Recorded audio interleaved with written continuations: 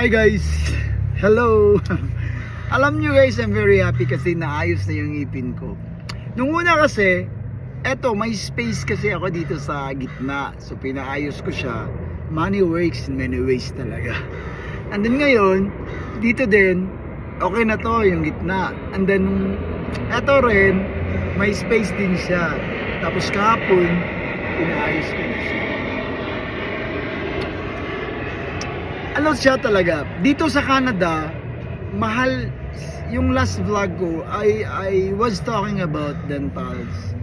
Na mahal talaga yung mga dental dito, yung cleaning, yung mga pasta or something, pag wala kang insurance.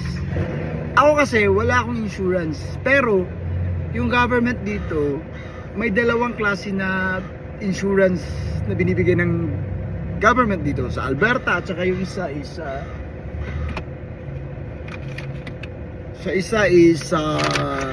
ano yun? Kasi binigay sa akin yung CDC plan or Canadian Dental Care Plan. So, yung isa sa Alberta, hindi ako qualified. Eto naman, hopefully qualified ako. So, applyan ko to kasi 100% free to.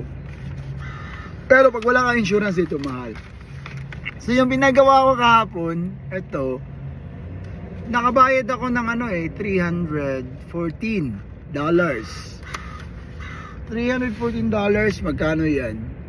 104,000, almost 15,000 ang Philippine money. Pasta lang naman yung ginawa, diba? Kaya mahal talaga dito. So kami, mas maganda talaga may insurance ka. Or yung mga kaibigan ko na walang insurance sa company nila, nag-a-apply sila ng insurance sa government kasi may binibigay din naman na insurance ng government. So eto, applyan ko tong Canadian Dental Care Plan kasi para magpa-cleaning ako or something, may mapatrabaho ako. Kasi ito naman 100% free to sa government to. Diba? The Canadian Dental Care is helping make the cost of dental care more affordable for eligible Canadian residents.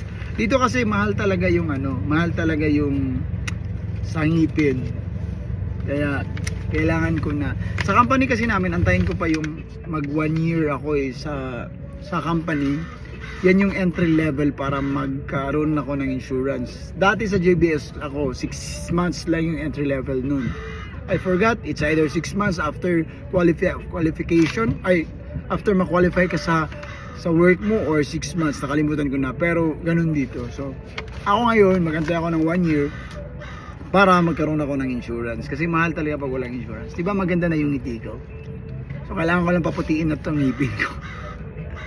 Iba talaga pag alam mo yung maganda na yung ngipin mo, nag-a-add siya ng confidence sa'yo. Diba? Maganda siya. So, Makoy, may Makoy, kasi ikaw yung referral ko dun sa Atlas. May ka daw dun, Makoy. May gift check ka ata sa Tim Hortons. Tapos sabi niya sa akin, pag makadala ka dito ng dudes, pag may ma-refer ka din dito na bibigyan kita ng electric na toothbrush. See? Ganda, di ba? Mag-refer lang daw ako ng maging client nila dun. Sana all. Pero hindi, masaya ako kasi di ba naging okay na yung ngipin ko. I love my style.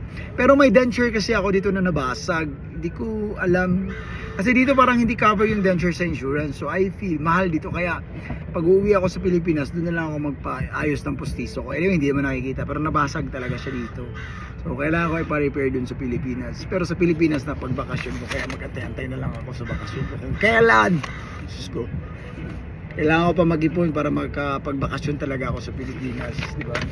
So yun lang guys, mag-apply muna ako nitong Canadian Dental Care Plan. So sa mga kaibigan namin dito sa Canada, if you don't have insurance para sa dental nyo, pwede kayo mag-apply ng Canadian Dental Care Plan. Online naman to, at saka yung isa din na yung sa Alberta Dental.